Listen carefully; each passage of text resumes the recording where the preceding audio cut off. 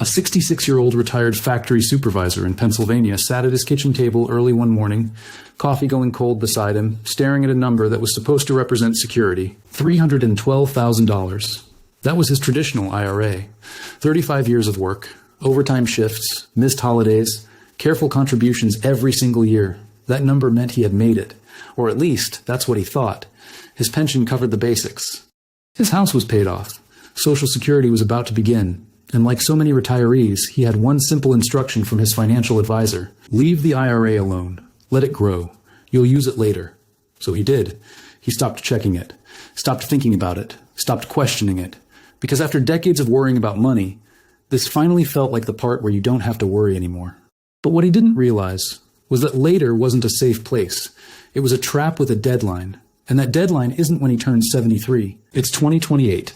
Because right now, quietly, without headlines, without warnings, without urgency, there is a window open, a narrow, powerful window that gives retirees one thing they almost never have when it comes to taxes: control. Control over when they pay, control over how much they pay, control over how much of their retirement actually belongs to them, and how much goes to the IRS.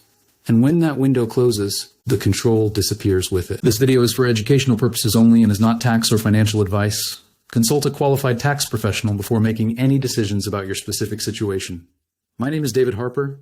Every week I break down the financial rules, hidden deadlines, and silent tax traps that impact retirees the most, the things that are technically public information, but rarely explained in a way that actually protects you. If you want to avoid the mistakes that cost retirees tens of thousands of dollars without them ever realizing it, hit the subscribe button and turn on notifications so you don't miss what comes next. Because what I'm about to show you is not complicated, but it is overlooked.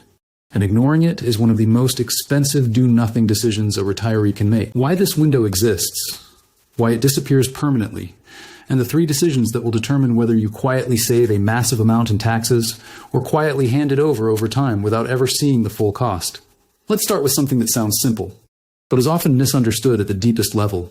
A traditional IRA is not your money. Not fully. Not yet. It is money that has been delayed from taxation, which means every dollar sitting inside that account is still waiting to be taxed. When you contributed, you got the deduction. When it grew, you didn't pay taxes. But that was never free. It was deferred. And the IRS has been patient, very patient, but not forever. Because at age 73, the system changes. At that point, the IRS stops waiting, and it starts requiring. These are called required minimum distributions, and they are not optional. They are not flexible. They are calculated based on your age and your account balance, and they happen whether you need the money or not. Let's make this real. If you have $300,000 in a traditional IRA at 73, your first required minimum distribution is roughly $11,000. That $11,000 is not treated differently. It doesn't get special treatment.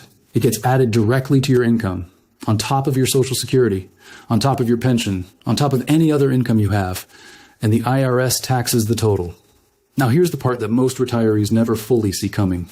The damage is not just the tax on that $11,000. The damage is what that $11,000 does to everything else. It can push you into a higher tax bracket. It can cause more of your Social Security to become taxable.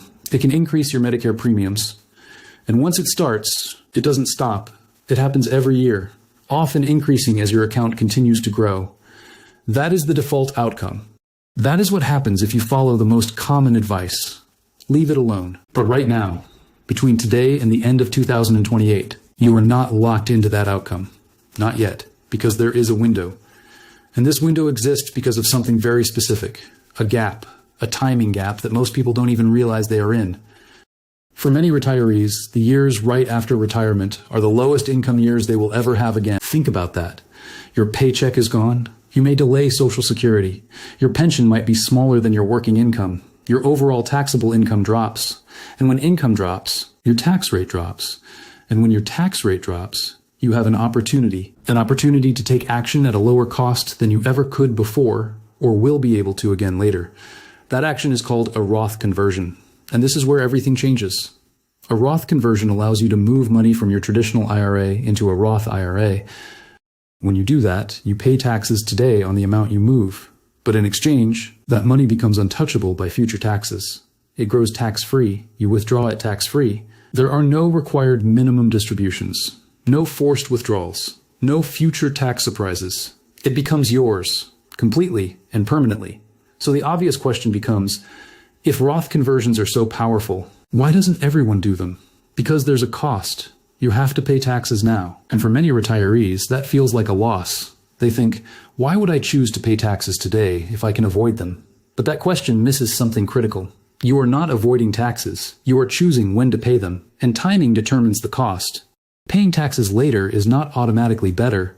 In many cases, it's far worse, because later usually means higher income, higher tax brackets, less control, and more forced withdrawals.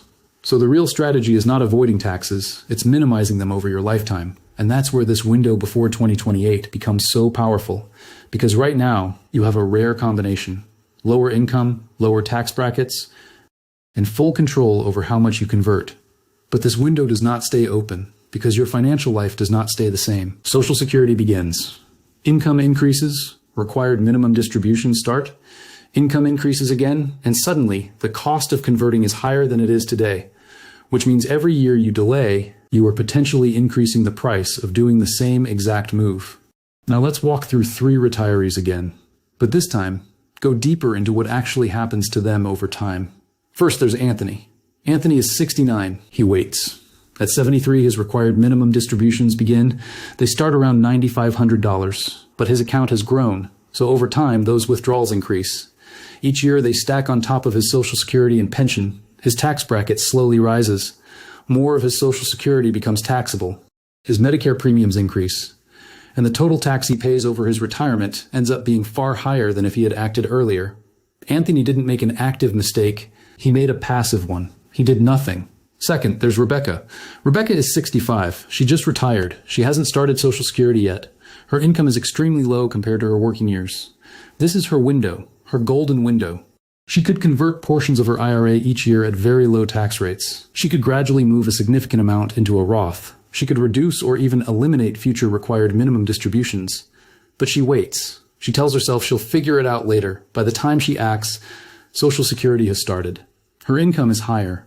Her conversion costs are higher, and she has fewer years left before required distributions begin. Triggers higher Medicare premiums, causes more of his Social Security to be taxed, and ends up paying more than necessary. Thomas did something, but without precision. And precision is everything, because Roth conversions are not just about moving money. They are about managing thresholds, managing limits, managing interactions between multiple parts of the tax system. And this is where the real strategy lives. Not in whether you convert, but in how you do it. The retirees who get this right do 3 things differently. First, they understand their current income in detail. Not an estimate, not a guess, an exact number, because that number determines how much room they have. Second, they convert in layers, not all at once. They spread conversions over multiple years, filling lower tax brackets without spilling into higher ones. Third, they pay attention to everything that changes as a result of that conversion. Tax brackets, Social Security taxation, Medicare premiums, because one move affects all 3, and ignoring any one of them can erase the benefit of the entire strategy. Now let's go deeper into why 2028 specifically matters, because this is not just about your personal timeline. It's about structural timing. Right now, many retirees are in a transitional phase between earning years and forced withdrawal years. That transition is where the opportunity exists. But by 2028, for many retirees, that transition is over. Income sources are fully active. Required distributions are either happening or about to begin, and the flexibility that exists today is gone. Not reduced, gone. Because once required minimum distributions start, you cannot reverse them. You cannot choose a lower amount. You cannot delay them without penalty. And every dollar you didn't move earlier is now locked into that system, forever. That is why this is not just a strategy, it is a deadline-driven decision. And the deadline is not when the IRS forces you, it's when your flexibility disappears. So here's what you need to do. Not next year, not eventually. Now, start by looking at your current income. Understand your tax bracket. Then project forward. What happens when Social Security starts? What happens when required distributions begin? Where does your income go? Then look at the gap between now and that future. That gap is your window. That is where you act. Decide how much you can convert each year without pushing yourself into higher cost territory. Execute it. Then reassess the next year and repeat. This is not about guessing. It's about planning. And the earlier you start, the more control you have, the more years you have to spread the impact, the more you can optimize the outcome. The 66-year-old supervisor at the beginning, he's still in the window. He still has time, but that time is shrinking. Every year that passes without action is a year that cannot be recovered. And by the time he turns 73, the decision will no longer be his. It will belong to the IRS. And that is the moment most retirees finally realize they waited too long. You are not there yet, but you are closer than you think. This is David Harper. If this opened your eyes to something that isn't being explained clearly anywhere else, hit the like button so more retirees can see this before it's too late. Subscribe and turn on the bell so you never miss what comes next. And share this with someone who has a traditional IRA and believes they have unlimited time, because they don't, and neither do you. Tell me in the comments, are you taking action during this window, or are you still waiting?